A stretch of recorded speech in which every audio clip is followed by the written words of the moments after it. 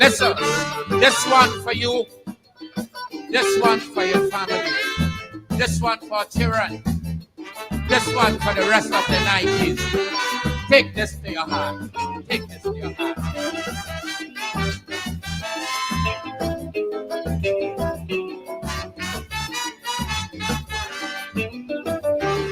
We seem to feel that life is over just because we throw a few pennies down the gutter. You seem to feel everything is lost, so you're fighting to get back something at any cost. But while you're fighting and you're fighting just to get back that little something, we forgetting we know nothing of this world in which we live in. Someone greater put this world together, so we must remember. In times of plenty, we must be grateful. In times of sorrow, we must be strong. In times of joy, we must be thankful. For life really have its up and its down. In times of disaster, we must be ready to get together and move racism out the way. And if you listen to this watchword from your lover, Black Stalin, tomorrow would be a better day for you and you and you.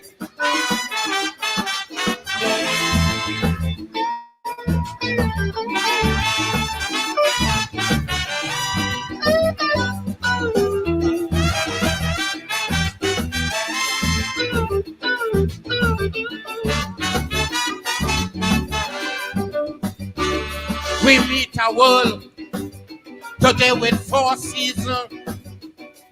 Who is we to try and find out what's the reason? And what goes wrong so must come back wrong so. Why that is so, nobody don't know. And there are so much other mysteries that nobody still can answer. So we just got to say thanks and keep looking to the future, because this world is not yours to control.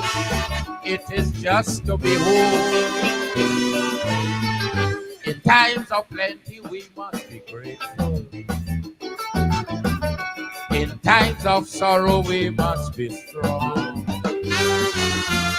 In times of joy, we must be thankful. For life really have its up and its down. In times of disaster, we must be ready to get together and move racism out the way. And if you listen to this watchword from your lover, Black Stalin, tomorrow would be a better day for you and you and me.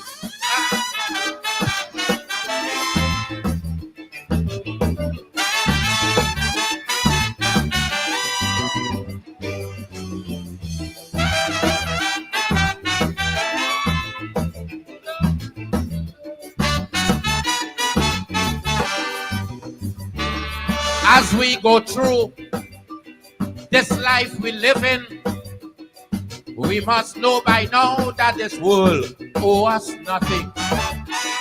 So live your life and just enjoy it. And let we try to leave this world better than we find it.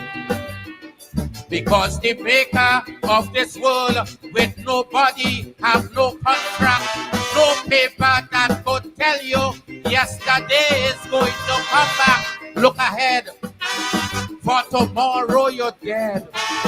After all is said, in times of plenty we must be grateful. In times of sorrow we must be strong. In times of joy we must be thankful. For life really have its up and its down. In times of disaster, we must be ready to get together and move racism out the way. And if you listen to this what's word from your lover, black darling, tomorrow would be a better day for you and you and you.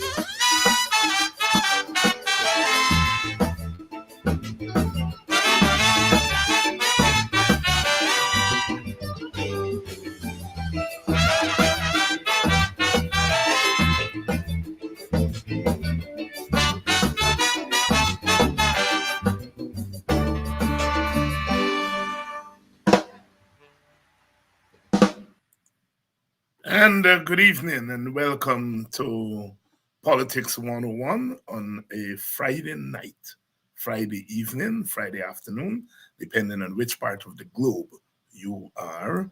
The Black Stallion, Dr. Leroy Callis, in times, the Calypsonian saying it as it is. Good evening to all of you, whether you're joining us from in Guyana. There is the CPL Crave there tonight, and we look forward to better results tonight from the Amazon Warriors. They're playing at home, and for those of you who are joining us from Europe, good night to you. Good night to you. Those of you who are joining us from in Guyana, good night, good evening to you. Those of you joining from the wider Caribbean, North America, a good evening to you. As usual, quite a busy week in our politics. Dr. Vincent Adams is here, and I think Kidackie Amsterdam promises to drop by at some point. The Melly Mel issue is still very much part of the news cycle. We will get to that tonight, but there are other issues that we want to engage. Of course, we are still having to question the government on its stewardship of the economy. We are in the midst of blackout, and you all remember they used to blame the birds for blackout, and now we're contractors are being blamed for the blackout, among other things. But we shall see. We shall see. We are ready to roll. Let's bring in Dr. Adams. Dr. Adams, good evening. Good evening, Dr. Hines, and good evening to all of our wonderful listeners. For those who decided to stay and participate with us, foregoing the lovely cricket that in Guyana this evening. Yes. And some of our people have their eyes on both cricket and politics 101. We have to live with that. But we live in that age where you multitask, no? That's true. That's true. And it seems as though our government is the only government can multitask. So, well, I am not. I think you're giving them too much credit. I'm not sure if they can even single task. You're giving them, I think you give them an extra point there. So, Doc, blackout again this week, and now they say it's contractors. Talk to me. Well, the incompetence of this government and the propagandistic nature of them is just, it's unbearable. The population, they've warned the population out now, because if people even stop crying about it. You remember, it's been years now, Dr. Hines, and every time the song and dance used to be by a certain time, this will happen. Remember, last year, December was going to be the end of blackouts. You remember that date? The end of December of 2023 was going to be the end of blackout. That didn't work. They went out there and they got this ship. They spent a whole bunch of millions of dollars on this ship. Nothing has changed. So when the ship is here now and it's not functioning, um, you hear now it's the boards on the wire, which is the stupidest thing that I've ever heard. Then when that couldn't catch on, they said, well, it's the development. It's because of all of these hotels and everybody now are so wealthy they can buy refrigerators and washing machines and all kinds of foolishness. And we're building more homes for everybody. So now, even if that's the case, it shows their incompetence that they did not even plan for all of this stuff. Okay, so now the latest is, I mean, you just got to sit back and unfortunately, it's not a joke; it's a serious matter. But you can't help laughing. So the latest thing now that you hear not the minister, but Nandalal, I think it's his brother who runs GPL, came out with here yesterday or the day before or whenever. Well, because of some blackouts, I guess they've got throughout. Well, it's because of some pile driving they're doing on the East Coast at Hope or someplace.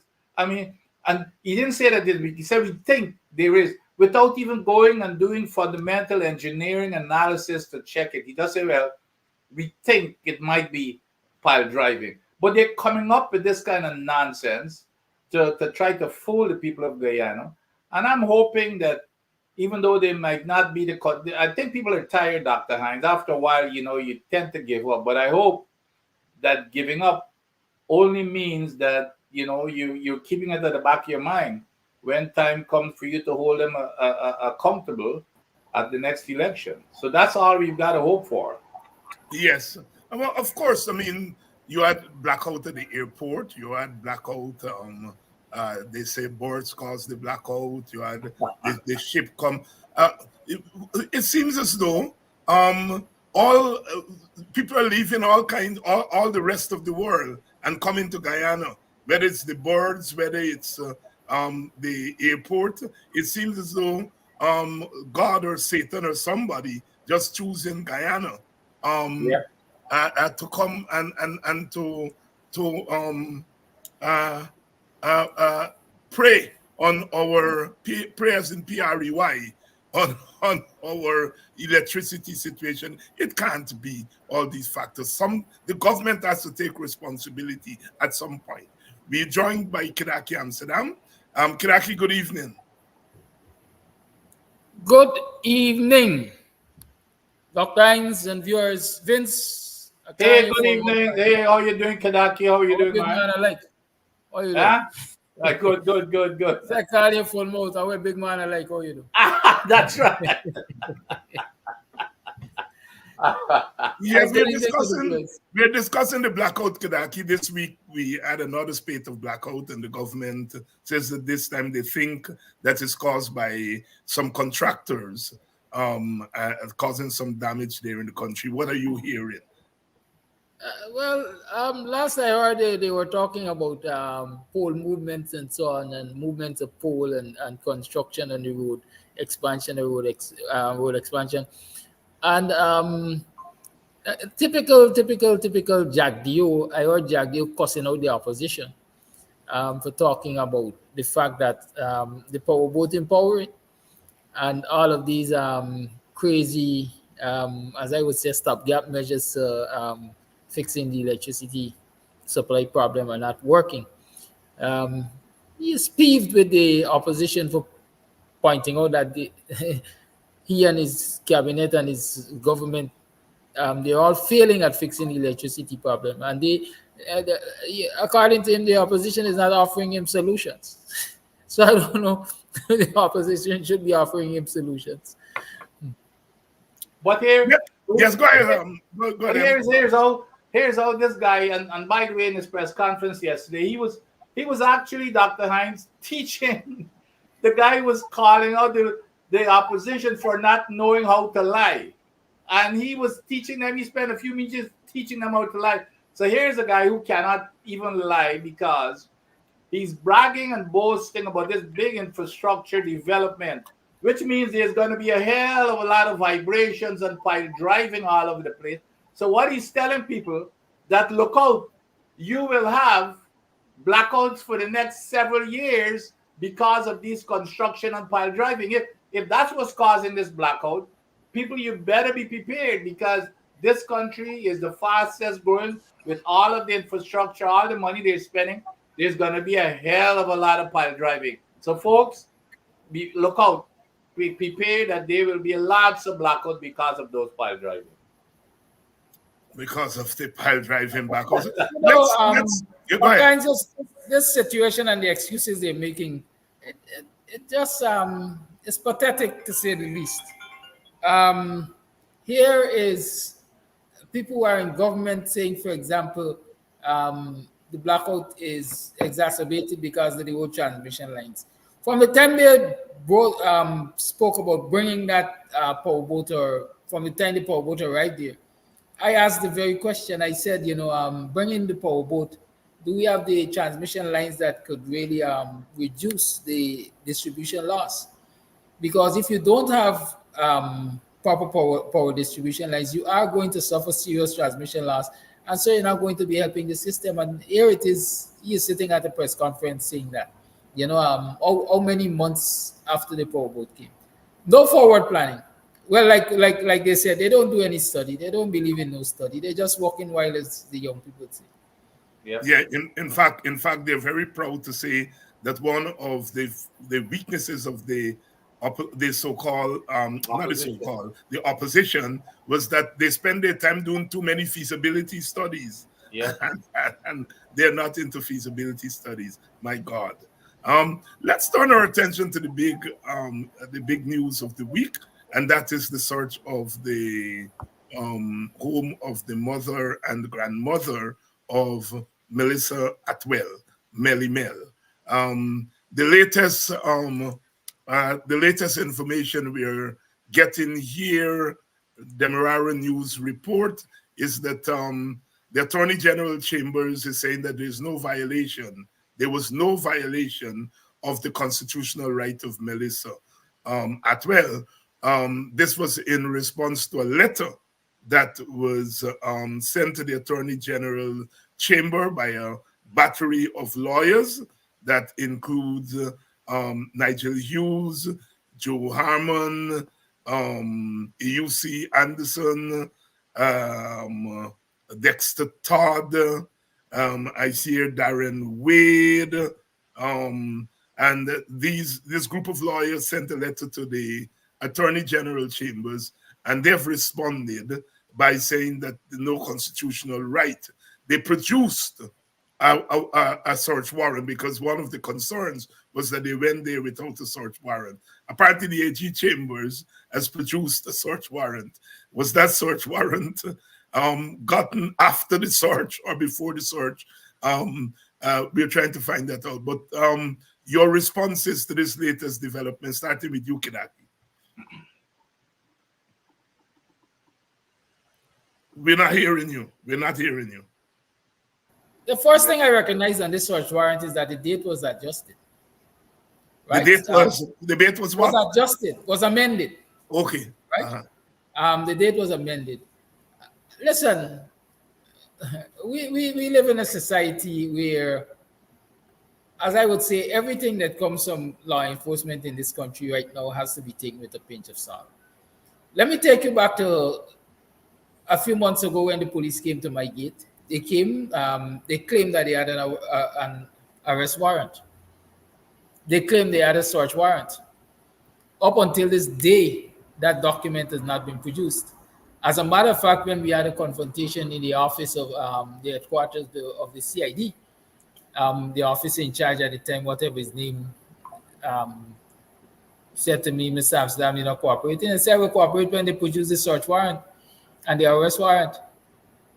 He turned to the senior officer, assistant superintendent, I think, can't remember his name right now, who came to my place, and he said, oh, you tell him why you got an arrest warrant? Right? How you tell him why you got an arrest warrant? And police doesn't need a warrant to search, right? That was the thing. Say you tell him I got a arrest warrant and you ain't got no arrest warrant. So I believe it's the same stunt the police pulled in this situation with Melly Mel's parents and mother and grandmother, and that the society has come down like a ton of bricks on them. And the battery of lawyers wrote to the attorney general. I am almost sure that they're talking about maybe lawsuit and so on and so forth. They manufactured something. I think it is manufactured. I'm saying that I believe it is manufactured, right? Especially why was the date changed? You don't know when it was. How did you see the date change? There's a photograph out there. I think it might have come from Gordon Mosley's speech, right? Let me see. Yes, Gordon Mosley. As posted 1 hour ago, the warrant that the Attorney General's chamber said was obtained by the police to carry out its search of the home of Melly Mel.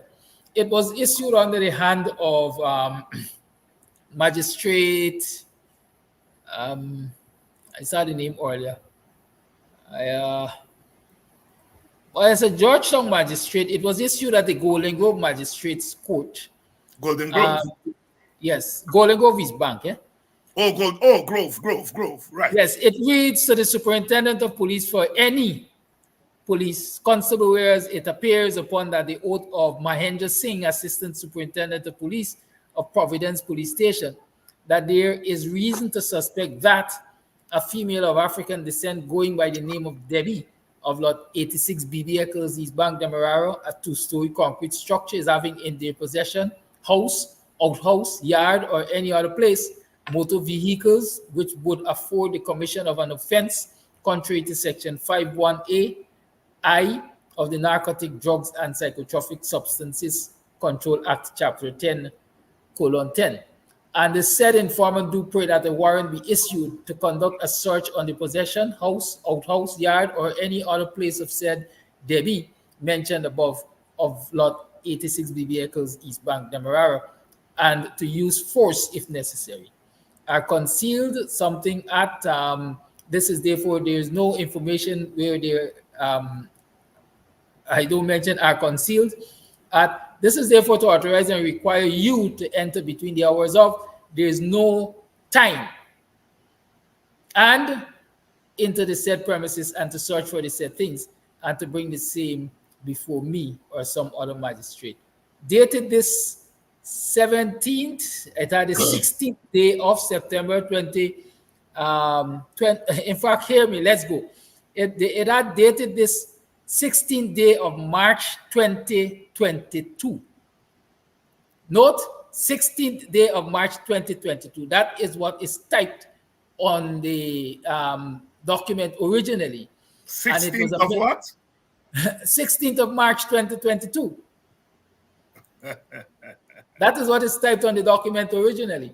And it was amended by hand to read the 17th of September 2024. Right? There's a name. I saw the name of the magistrate. I can't remember exactly where I saw it, but I saw it. I think it might have been a comment from Mark Benchcap. But I saw the name of the magistrate. I'm sure about that. So you're saying two things. You're saying one is that the date was amended, and yes. Secondly, when you read the substance there, you're saying basically this was a warrant that was like a blank check. I wouldn't say it was a blank check. Well, technically, it's a warrant that was issued 2 years ago and amended. Right. Mm-hmm. A warrant issued 2 years ago and amended.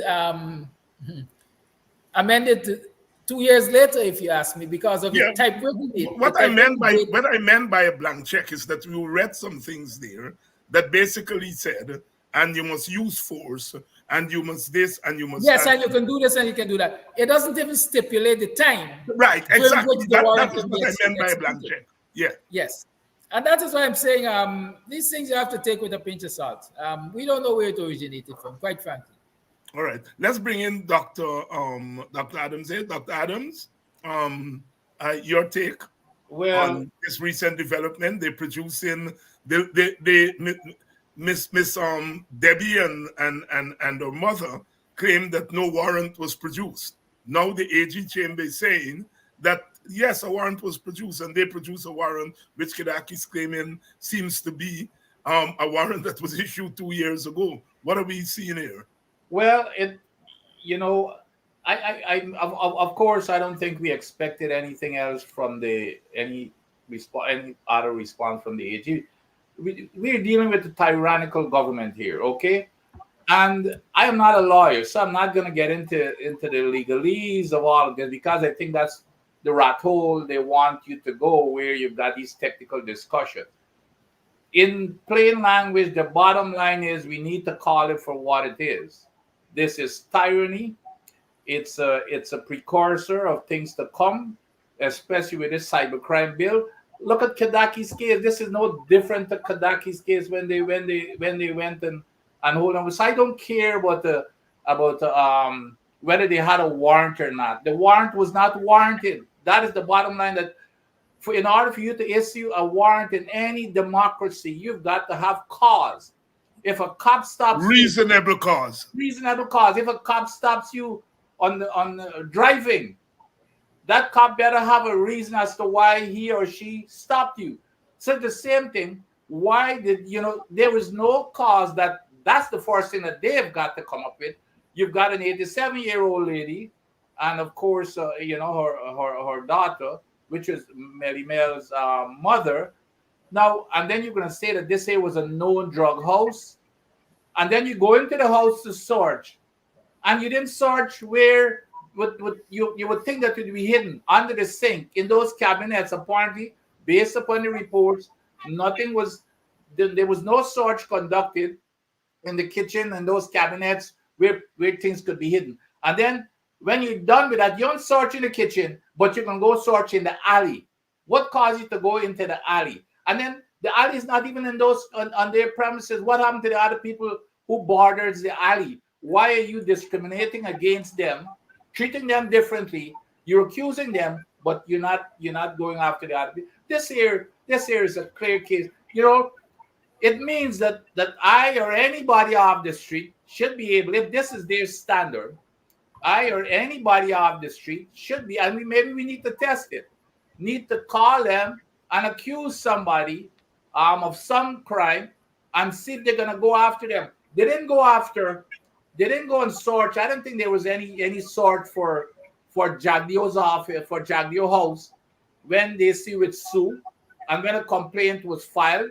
I don't think there was any search in front of the assistant commissioner named Brutus or whoever it is, with the $16 million that was deposited in his account.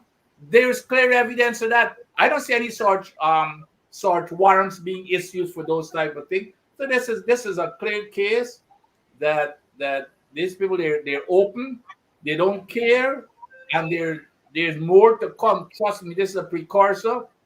It started with Kidackie. This here is a continuation, and then it's preparing you guys. It's preparing you for the cybercrime bill. This is only a start for the cybercrime bill. This is the intention of it. It's Kidackie. It's Bork in the U.S. They came all the way to harass Bork in the U.S. And then, of course, Melly Mel. And what do you have in common with those three? Tell me, what do you have in common with those three? All social media influencers, all black. That's African right. Guyanese. And critics of the government.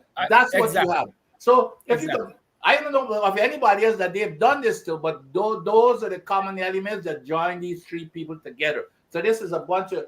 So I am not going to let the lawyers deal with the legal stuff, because that's where they want you to go down that rat hole. So you get distracted and you get into arguments where the law says that no. Let's deal with common sense so that the people can understand.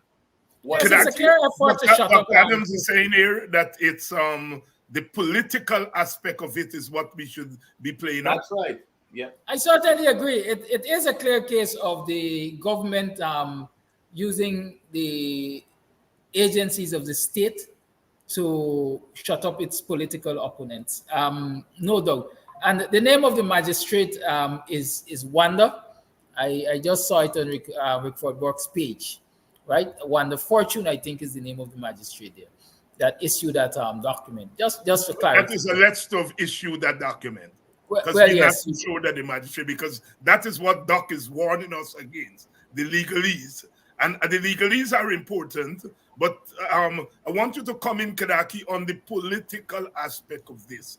The police state. The fact that somebody just have to say, we think that in that house you get a bag of weed and the police is ready to go. We know of people who have died in Guyana. Calling the police, calling the police station. You can't get the police to leave the station to go and save people who are being killed, who are being harassed by bandits and so on. But here the police, somebody, according to the police, said these two big ladies, they sell weed and they get weed right now in the house there. And they got a warrant and go and search. That don't make sense to me, given what we know of Guyana. And Doc is saying that that is where we have to lock them off also. Kidackie, your take.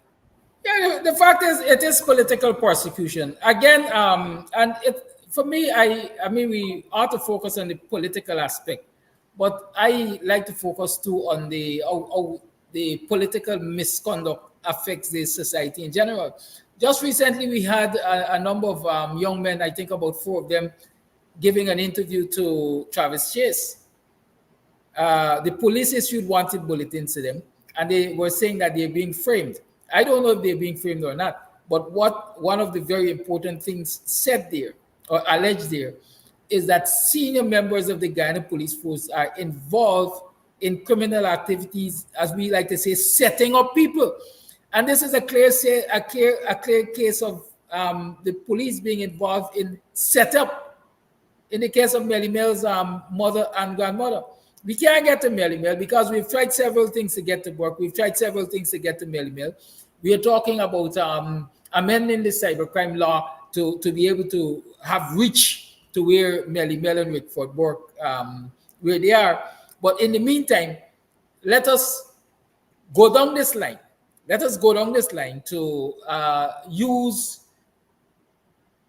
unfair tactics, let me call it that, to put her under pressure. Because one of the aim, as I understand, of this operation was to label her child. She has a young adult or a late teen son, who the aim, I understand, was to put hand on him and accuse him of being the drug dealer. But he doesn't live there. He wasn't there.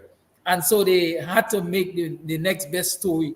And listen, where that bag was found, again, where that bag was alleged to have been found. Yes, where that bag is alleged to have been found, Melly Mel herself explained.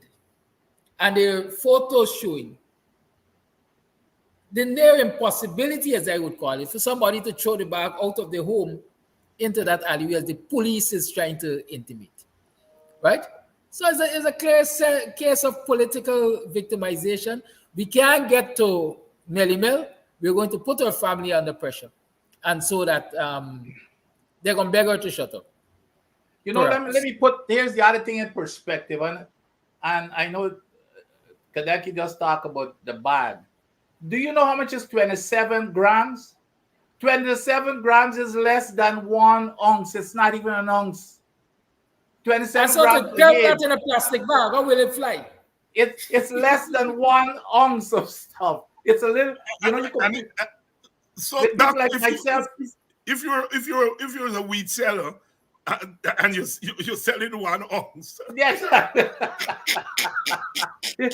you got a big. But here's the other narrative, and this is why I say we got to be careful to go down these rat holes. Here's the other narrative. Well, it's only up to the assistant superintendent or superintendent knew about it. This is absolute baloney. I don't care who knew about it. It's the system, and it comes from the top. If somebody's in it, it goes all the way to the president. When you've got when you go up in a democracy, when something happens, it doesn't matter how low it happens. Somebody is in charge. And it goes all the way, and especially in the context of what is going on in the police force. You can't come and tell me that, well, Hinton and the commissioner of police and those guys, oh, we never heard about it. So we don't know if these guys follow the right procedures. That's where they want you to go. This area is about the government. The government is in charge of the police force, and unless they hold people accountable, it doesn't matter what they say. So we've got to keep our eyes on the prize here. And let me also add to the fact. Well, it's alleged that Mahendra Singh is one of the PPP's foot soldiers in the Ghana police force. As a matter of fact, the possibility is he's in the lineup there to replace or be one of the deputies whenever they get rid of Higgins. So again, it's my firm belief that he was just doing political. And he was in charge of the operation. Yes. Yes. Go ahead. Yeah. Go ahead. Yes, I'm finished here. Yeah. Kidackie, while we have you here, talk to us about this story that has emerged with a young man out of Tushen. Give us a background of what the story is, and then we'll get into the comments. Well, again, based on what I've followed on his page, here's a young African Guyanese man who has worked, according to him. He has accumulated his money and decided to invest in business so that he can take care of his family. He started with a fish shop. He has an Indian neighbor by the name of, allegedly Gayatri Singh, I think, who works out of the Legal Affairs Office, which, as far as I understand, the Legal Affairs Office should be the Attorney General's chamber. Am I right? Yes. Right. She works out of there. And he alleges that she has been hounding him down from the time he started the fish shop. She complained to every time they carried on every state agency that could have impacted him.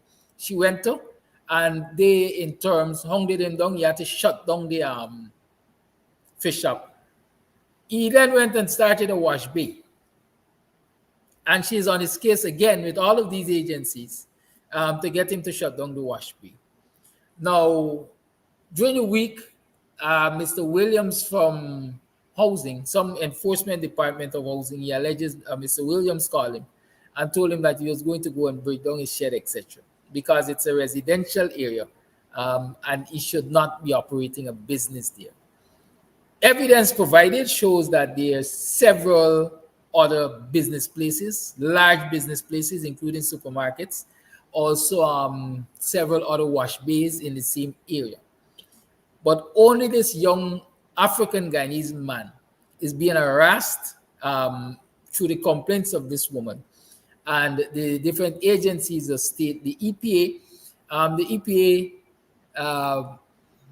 housing, maybe police, and all of them have been harassing him. Let me just take a pin here to say this. From the time I've been doing this program for the last 2 or 3 years, there's some residents on Sheriff Street that send me daily, weekly, monthly recordings of noise nuisance coming from a business, a night spot, a mobile fish shop. I can't remember the name exactly, but in the vicinity of Lens, I think, that wakes them out of their sleep every hour of the day. They've been calling the police, they've been complaining to EPA, and they've been complaining to everybody, but they can't get any justice. But here is this young man trying to eke out his living, right, on a property that he owns, right? And this harassment continues. The latest video I recognize is a confrontation, I would say, by an opposite neighbor who is also of Indian ancestry. They went across this property, and maybe as a result of the video that he posted about complaining about the other one, they confronted him, and my fear is that it could get nasty. It reeks of racism. It reeks of bias, and so many other things. Good? But it is the kind of warning for me. It is the kind of warning that Guyanese have to take stock of. Because with the behavior of this PPP government, it gives one set of people the impression that only they have a right to operate business, Only they have a right to live peacefully. Only they have a right to do whatever they wish. Because especially that it is alleged that this woman works at the Legal Affairs Office, it means that she has, or makes it appear as though she has the clout of the government and maybe the Attorney General and the powers that be behind her. That is frightening. It is wicked, and it fits right into the playbook of the PPP. That across this country, there's evidence to show that they're apartheid-like when it comes to the treatment of African Guyanese and their rights. Doc, more evidence that this government is really discriminating, certainly discriminating against one, because sometimes people think that when we say the government is discriminating against African Guyanese, we mean that they're discriminating in favor of Indian Guyanese. And that's not what we are saying. We are talking about the discrimination against African Guyanese. More evidence here, Doc? Well, absolutely. As a matter of fact, this is very close to home for me. As you recall, I headed the Environmental Protection Agency. And one of the things that we do, and we get these type of complaints all the time with wash bays, with oil going into the waterway, whether it's a drain or a trench, the noise from the sprays and everything else. And it appeared, and I saw the video from the gentleman, and it appears as if the EPA and some other agencies received these complaints. The EPA went out there like we would normally do, and he even removed them. He worked with them because that's what we normally do. We go and we say, well, okay, how could we fix this to comply with the laws such as noise and to stop the pollution? Based on the video, he moved his operation further back inside from the road, and then he did. There was something that he did to cut down on the noise. Enclose the machine at the pump, as we see. Enclose the That's pump. right. So apparently the EPA was happy about it, and then on top, so that's what he did. So apparently they went, but apparently the neighbor still keeps complaining. And the egregious part is, in terms of the blatant discrimination, is that he pointed out that there were also like 10 other wash bays in the same street with people of a different race, and they were not touched, but they're touching on him. So when you put everything together in terms of working with the EPA, and I can speak for the EPA, I don't know the other agencies, to fix the issue, which is what the normal way of doing it, it was resolved. He moved his stuff back. He got rid of the noise, but still you're coming to harass him because this lady who does not have the authority to stop anything, but because of course wherever she works and she's got connections to the party, and then they come and discriminate against it because there are others in the street. Now this is a clear case where he can take these people to court. I know it, because that was one thing that we would guard against, to make sure that you're not discriminating or treating people disparately. And that's disparately. And that is exactly what is going on here. So I think he has a clear case here. I hope that one of our lawyers would take this up. We'll take this up. Before we go on to the next item, Dr. Adams, I just got a message here from our mutual friend, Basil Butcher Jr. He said Amazon Warriors are 66-3 after 10 overs. And he's telling me about a batsman who was got 50 off of 26.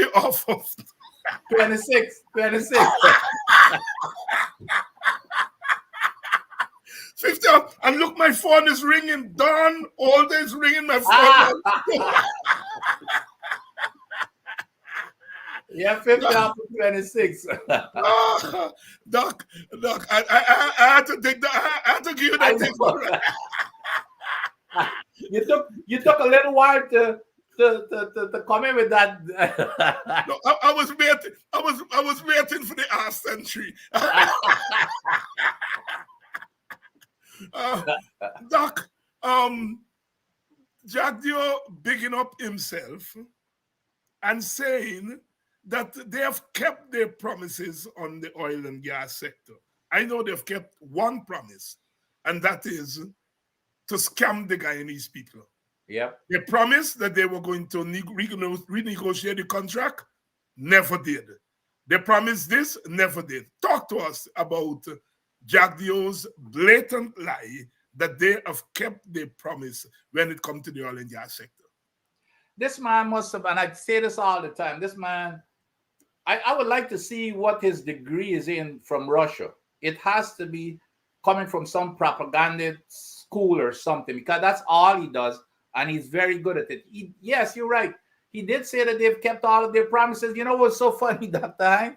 So apparently, because you remember he was jumping, ranting and raving in Parliament that the government, which is the coalition government, sold out our patrimony, and as soon as they get into office, they're going to renegotiate the contract. Every day you heard it from him. When after the election, the president himself said yes, they will renegotiate. And now these people are trying to tell you that you didn't see what you saw. Okay, so when he was confronted, and they've been confronted almost every night on television, Glenn Lal and everybody else. So for the past several weeks, what he said about 3 weeks ago, when they were bringing this thing up, he said, y'all need to pay attention. He abusing the journalists as usual. I said 3 weeks before the election in 2020 that we will not renegotiate this contract. So the smart reporter now, even though you always try to berate them and call them stupid, the smart, so well, okay, we have looked for it, but we hadn't found it. Could you share it with us? So he promised them to share the video with them. So they keep asking him for it. So when they ask him for it today, like of course he got mad, and he said, "Well, I am not going to do your work. I don't work for you. You need to go find it." The reporter said, "But sir, I have been looking for it. Where's the video?" He said, "Well, I'm going to share it with you when I get it," which means there's nothing to share, because he never said that. He never said that they will not renegotiate the contract. They've always been saying that they will negotiate the contract. He said that they've been, and of course, I can spend the rest of the night talking about things that they're totally reversed. As a matter of fact, he brought up my name and said that I was the party hack at the EPA, and I wrote the worst permit ever. We seem to. Yes, I lost. Yeah. Yes, you're back now. He still bring up. Yeah, he attacked me too in the thing. He said, "Well, I was the party hack, and I wrote the worst permit." How many times, Dr. Hines, do I have to tell this man? And that's what I'm saying. This guy is a liar and a propagandist. How many times does he have to be corrected that it was his own man, Mr. Parshram, who wrote that permit that he keeps talking about, and I was the one who fixed it in the new permit that had the parent company guarantee to cover an oil spill that was not there before. However, maybe he does believe, and by his actions does believe, it's the worst thing to happen, that a parent company guarantee and conditions could be in the permit, which is what I put in there, which wasn't there before. Maybe he does really believe that my permit that I wrote to make sure that the people are protected if there's an oil. Maybe he does believe that it's the worst permit. So I have got to now believe that I believe that he's lying, but maybe that's his based on his action, because remember that they're the ones who appeal that permit, Dr. Hine. He said that they have strengthened the PSA. Here's another part that he went after the reporter for, and like I said, I could go on all night with the example, but here's another key part. He said, "Well, we've improved the PSA, the production sharing agreement." But that was not the question. She kept saying, "I didn't ask you about the." He kept trying to deviate and say, "Well, okay, we've written a new PSA for the future projects," and the young lady keeps saying, "I didn't ask you about the future project. You cannot renegotiate the future project. Renegotiations were always tied to the Stabroek block. I am asking you about the Stabroek block." He said, "Well, we have improved the PSA. Don't you go read the new PSA? The new PSA has nothing to do with the Stabroek block related to the question." So that's how this guy, he plays these kind of trickery together, and there is all a Saturday. This man, could you imagine, Dr. Hines? This man is taking credit for, guess what? Transparency. this man is saying they've improved transparency. Then he said they've monitoring, and then it comes to flaring of all things. Also, they've improved flaring, the no flaring part. And this is the same guy. Also, they've improved the oversight and the regulation. And this is they're not even doing EIAs that we talked about, and which is what the basis for your regulations. And of course, we talked about feasibility study. But here's the biggest laugh, Dr. Hines. Both himself and Minister Barrett, guess what they say? They say that Guyana now has the best managed oil and gas industry. Hear me? Yeah. Yes. Dr. Hines, this is this part. Both he and Barrett are saying that, and this is quote, Guyana now has the best managed oil and gas industry in the world. Now, yeah, I mean, there's a certain extent, you don't go beyond a certain boundary to make it look that hilarious so that people won't take you serious. If you're a good liar, at least you're going to stay within a certain bounds to make it a little bit credible. But who's going to believe that Guyana is the best managed oil and gas industry? And he said, here's this part. He said that a whole lot of other countries are now following the Guyana model. They're coming here to see how we're doing things and following our model. So that's the I mean, this guy is become obviously a joke, and he this guy has the nerve to be calling other people bozos. That's what he called Glenn Lal and those people. They're a bozo clone or something. Now this guy has the nerve to be calling other people bozos. Dr. Vincent Adams here. John Jones, who said, David, you said we were getting a lot from the oil contracts and that we are not getting a pittance.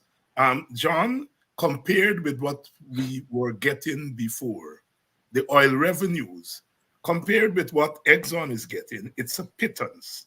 Compared with what Guyana was getting before that PSA that they're cutting down, it is not a pittance. Come again, John, listen to me carefully, because sometimes we just hear one side of a story, as old people would say, we know your two-sided story. Compared with what Exxon is getting, Guyana is getting a pittance. Compared with what Guyana was getting before oil, it's not a pittance. The amount of money we are getting here, we never got before. We never got before. And this Chinese, we have to grapple with those two things. My problem with my friend Chris Ram is not questioning of what Exxon is getting. That is in order. But it is his downplaying of what we are getting and how the government is managing that. Yep. Key. My thing is that we have to do both, because there are two contracts here. There's the contract with Exxon that the Guyana has, and the Guyana government has to manage. And then there's a social contract between the people and the government that whatever resource that government is getting, they must distribute evenly and equitably.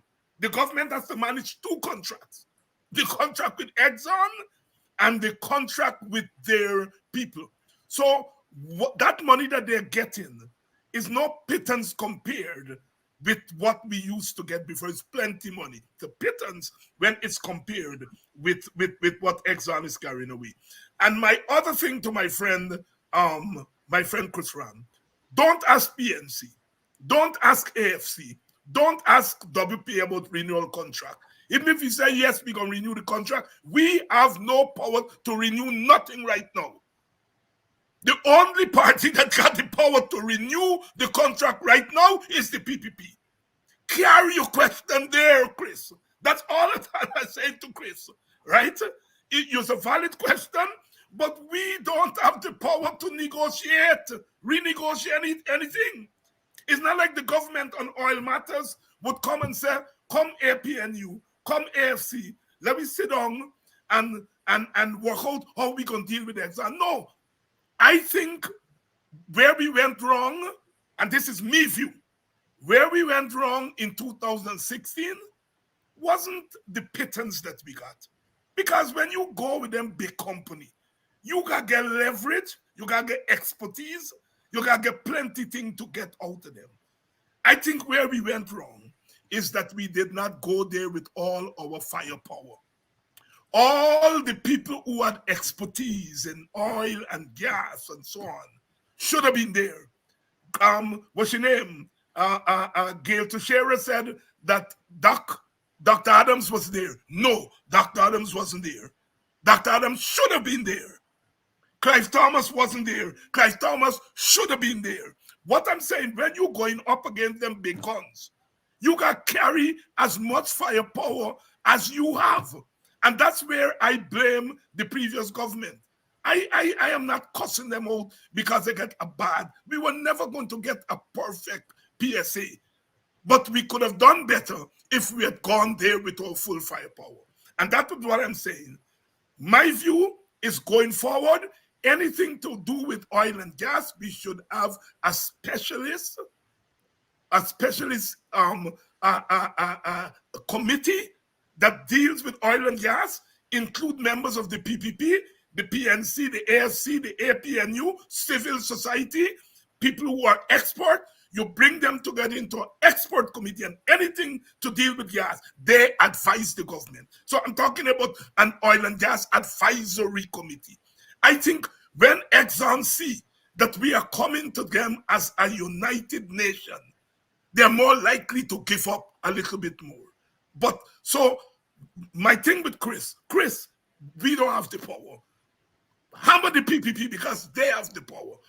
Am I crazy, Dr. Adams? No, here I learned something there from you. That's what I like about you, how you could quickly frame things. I like that. That's going to be my narrative from now on. There are two contracts. One, a social contract with the people as to how you manage that money, and that was excellent on your part. And of course, the other contract. You're absolutely correct, and I'm glad how you explain it, because that's a main distinction. It's the that the contract, of course, has the issues, and then of course the management. And to the person who's asking the question, just to back up what you said here, remember before oil, our national budget was around $1 billion, between $1 billion, 1 point something billion. Suddenly our budget is now $5 billion US, that is. So we've tripled to show, the difference in terms of the money that is coming into the government. Obviously it should have been like that. And we all know, again, you explained what happened. That time we were so giddy about discovering oil. And here you got this big, powerful Exxon. They came in, they intimidated. We did not have anybody to push back or ask any kind of question. And they just ramrodded themselves through. We signed the contract because, of course, here, who would not want to hear that, oh God, Guyana has now become a big, powerful country because of, but they did not get export. But here's the other thing, Dr. Hines, and I'm just going to give you a hint that you must be a seafar man here now in terms of what is coming down the line.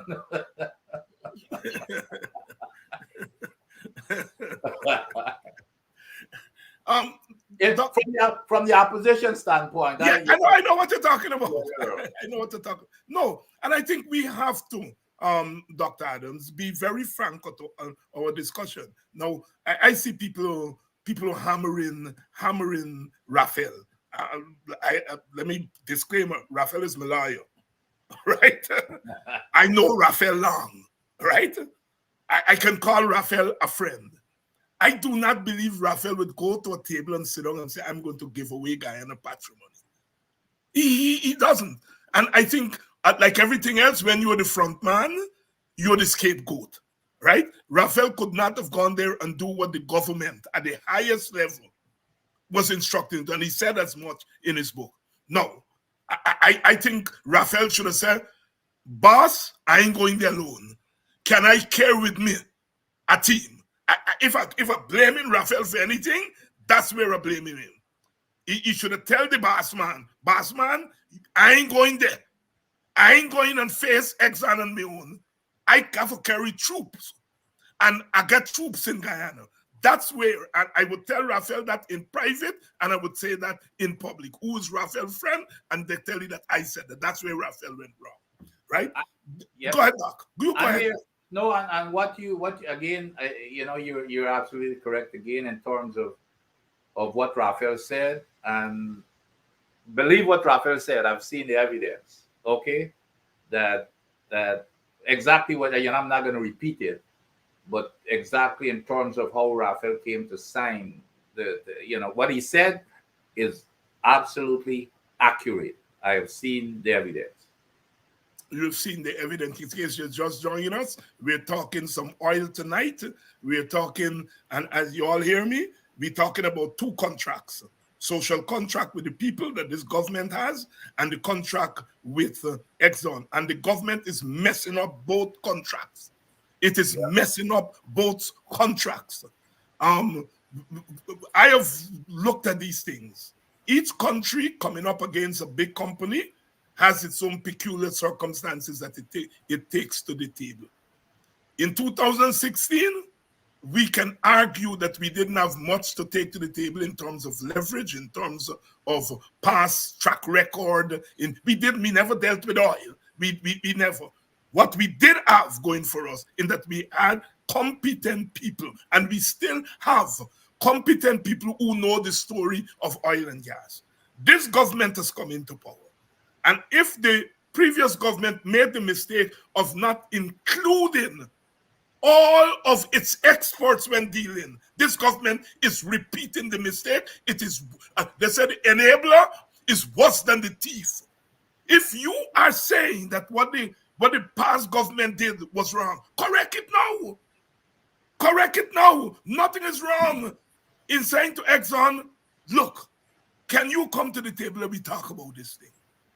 And you amass all your troops from all sides of the political divide, from civil society, and go and sit down there with Exxon. As them little by and little girl and say, try a thing. Try a thing. Nothing is wrong. You are the government, you have the authority. And that's what I'm saying. Chris got it wrong. Instead of hammering us for our silence, you got to hammer the people who got the power. Understandably, oil and gas is a ticklish thing when you're dealing with big companies. Obviously, the political parties in the opposition, which don't have to skin up themselves, which don't have to show their hand, give them the option, they're not going to show their hand. They don't have to. They are not in government. It is the party that is in government who has the responsibility. AFC can say, we will negotiate the contract. PNC can say so, WPA can say so, and when they get into power, they do like the PPP. So the issue here is not what you say before you get into power. It's you're there now, all the evidence is there, and you're doing nothing about it. And that's what I'm saying. Hammer the PPP. And when this government gets into power, the new government, the opposition, get into government, I'll be at the gate. Yep. Because on the first day, I said, well, what happened now? You get power now. Talk to me. Go ahead, Doc. Yeah, let me put things in a perspective here too. In terms of expertise, and you're right on the money. This is a highly specialized area, by the way. I remember when I started my studies in petroleum engineering, when the petroleum industry was flying sky high, we only had like 4 or 5 schools in the US that had a petroleum engineering department. It is that highly specialized. And when the industry went down, a lot of those petroleum engineers could not even find job because it's so specialized.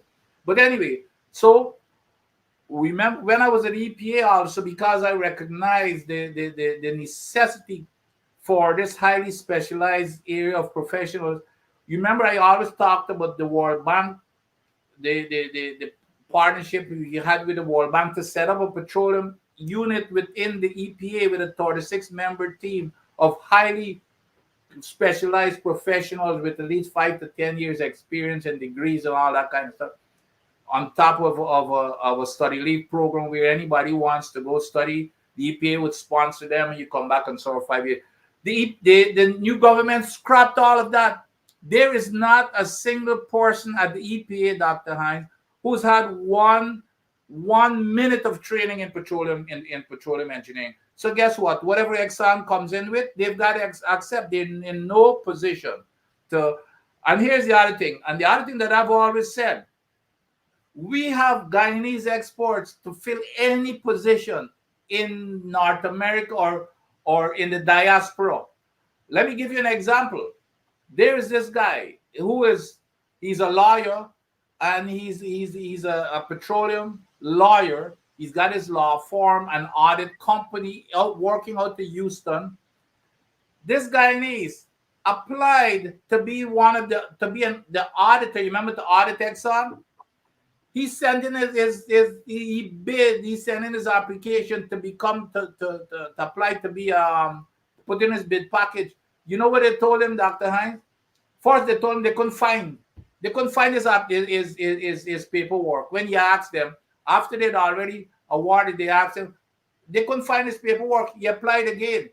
And this is one of the more prominent professionals in the diaspora that we have, who is an attorney specialized in petroleum contracts and auditing and those type of things. But maybe it's because he doesn't have a connection with the government. He is black, so yeah, they just ignore him completely. And he tried everything, but that's what we're living in. Yes. And we have to have a national conversation on oil. This conversation on oil can't be with the PPP alone. It has to be all of us on all sides of the political divide. The Parliament should have a standing committee on oil and gas. Yeah. And if they say, well, the standing committee fight in the face of law, we should at least have a select committee on oil and gas that includes parliamentarians on both sides. And so you have oversight of oil and gas from the parliament itself. You have the advisory committee that is a national committee. Oil is too important. But Dr. Here's the other thing. That this is why these people are so they have no clue about what they're doing. And Exxon, of course, is directing, and whatever Exxon tells them, they believe and they do. Could you imagine this minister came out here recently, which is what you're talking about is, you can call it what it is, but it's something, the Petroleum Commission. You remember when it started, it was on the books since we discovered oil. Yes. Now this minister is coming out and saying we don't need a Petroleum Commission because his department, the ministry, is doing the same work. I mean, how nonsensical could that be? He doesn't even understand what a Petroleum Commission was and intended to be. And these were the same people who were accusing Raphael Trotman. When Raphael Trotman sent the first draft to Parliament on the Petroleum Commission, he said, no, he has too much power as a minister. It should not be in his hands. But then he turns around, Barrett turns around and says, oh, we don't need a Petroleum Commission because we're doing the same work out of my office. And the other thing, Dr. Hine, to do exactly what you're saying there in terms of getting a diverse group of professionals from both, not from the PNC alone, but that even from the which is what Mr. Granger vision was. You remember when the Natural Resource Fund? He had about 20 people, and it covered every single institution. And I was one who was questioning how is this thing going to function, but nevertheless, the concept was there, the idea was there, and the intent was there. They removed that, of course. Now, on the NRF, all you have are 5 members. All were appointed by the president. Even though they had made an agreement that the opposition will have 2 members. They said no. They appointed all 5. So, and then for him to say, well, we don't need a Petroleum Commission. The other thing that is down the road there that's going to be very important is a national oil company. Yes. So it's an evolution, because normally what you do, you have the commission, but then you evolve into this national oil company, and then you got to set up a mechanism as to what type of framework that is going to be and how it's going to be paid for, etc. And then you do that. So the national oil company will be the one that is representing the government, and so you evolve from the commission into national oil company. Yes. And the big advantage of a national oil company that a lot of people don't recognize, Dr. Hine, is that that national oil company now could go and compete against the Exxons of the world. Yes, bid on contracts all yes, of the world. yes. So, but that's where we should be going. And if what I can, my anticipation is that if the opposition gets into office, we will ensure that those things are done according to what we just discussed here. You have a high-powered technical team that is going to be representative of all the parties in the country. And that's what you need, Dr. Hine, because right now it's dominated by a PPP that is totally incompetent. They don't know what the hell they're talking about. And that's why we're in this dilemma. But it doesn't matter to them because the money it's not going to the people, but they don't care. As long as it's going into their friends and families' pockets, that is all that they're interested in. And that's where we are. And unless that change, we will become one of those countries such as Nigeria and those countries that never saw anything. If you look at the countries that became rich off of oil, Dr. Hines, and we study this, the one common element of those countries, guess is what? Strong laws and rules against corruption. Look at every one of them. Not a single one of those rich countries tolerates corruption. None. And those that went down the tube, and then they were all associated with, guess what? Corruption. Dr. Vincent Adams here. Annette Cummins said John Locke's theory of social contract. Annette, I learned one thing from, well, not one thing. One of the things I learned from my elder Quayana. He said, you never play your bright more than people, right? It's that social contract I'm talking about thing. But Quayana tell us in politics, you're going out and talk with people, assume that they're bright, right? So I would not come and say, well, the social contract theory with John Locke, because I know you all know it. I know you all know what I'm talking about, right? And it's one of the things, the revolution, I would say, in political communication is now, long time you go to street corner and you, the politician, you make your big speech on the stage, people don't get time to ask question. There's no opportunity to think people may throw a little war there and so on. No, with this new media, the political and social commentator, right, has to deal with all kinds of people who know more than you sometimes, right? And one of the things I'm always proud of our audiences here is that if you miss a beat in the next half a second, they fill it in. And of course, yes, Annette, I am talking about the social contract theory. And I know that you all know about the social contract theory, but it's not for me to come here and talk about John Locke and to play that I bright more than you all. Is to throw it out there. And of course, you all know exactly what I am talking about. Doc, they're falling like, as them old time people say, goats and sheeps. 94 for 7. What? There's no way. Look at what.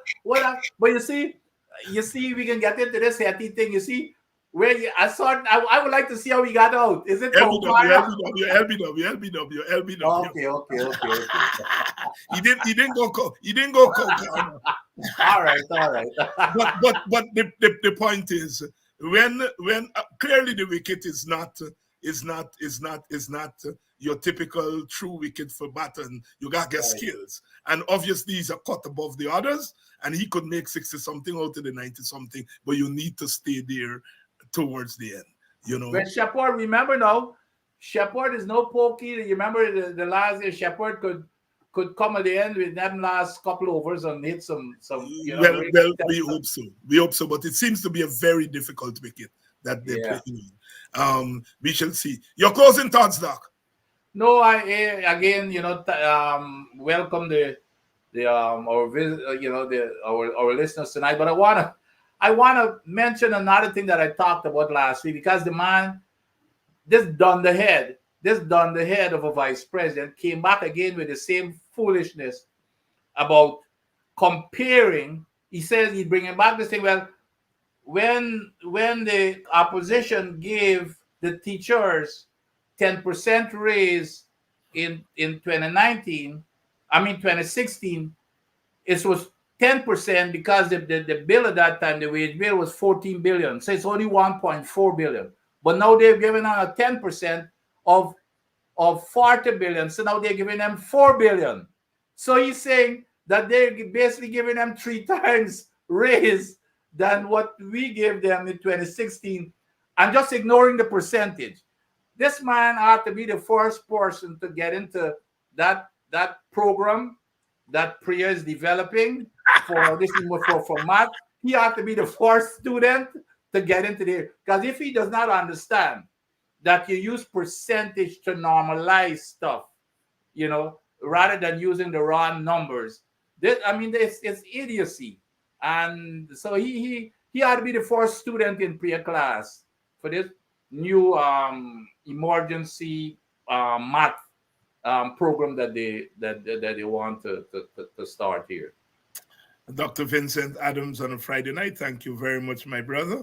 I'm going to see you on Sunday. I think we're going to have quite a bit to talk about on the Sunday. News might still be good. The news might still be good.